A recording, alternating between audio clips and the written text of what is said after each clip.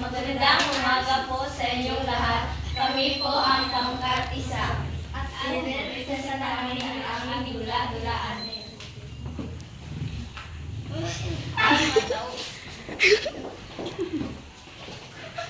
Ang mga tauhan sa dula-dulaan namin ay si Stella ay ang ina, at si Noah at si Kat ay ang kanyang mga anak, at ang mga magkaibigan ay sina Jillian, Louie, Ralph, at si Shara. Sana ay may makukuha kayong aral sa aming presentar na dula-dulaan tungkol sa dalawang magkapatid na hindi pinayagang umalis ng bahay hanggat di makauwi ang kanyang ina.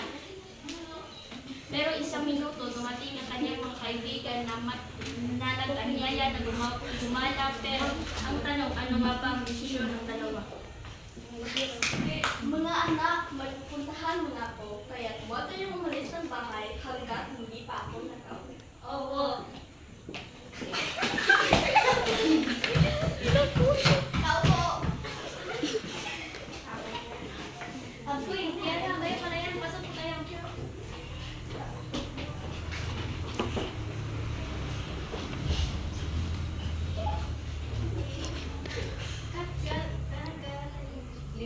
Libre ko. Tawad, hindi kami pinayagang umalis ng bahay kasi walang magbabantay. Huwag mo na pansinin yung mama mo. Sayang yung libre. Kami na lang, libre ha.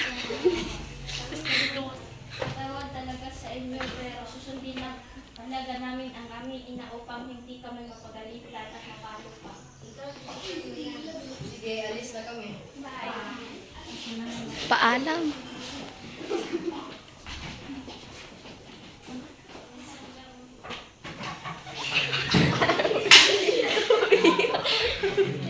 Ma, ikaw pa yan. Pasok kayo.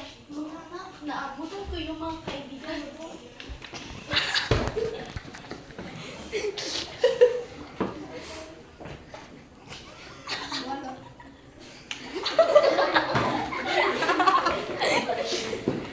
Pumunta sila dito kasi gagala daw kami pero hindi kami pumayag dahil wala ka pa. Mabuti naman. Sige, sige.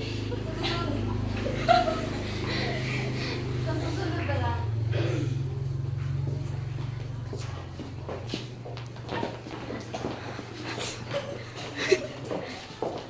At naging mabuti ang resulta nito sa dalawang magkapatid dahil pinili nila ang tama.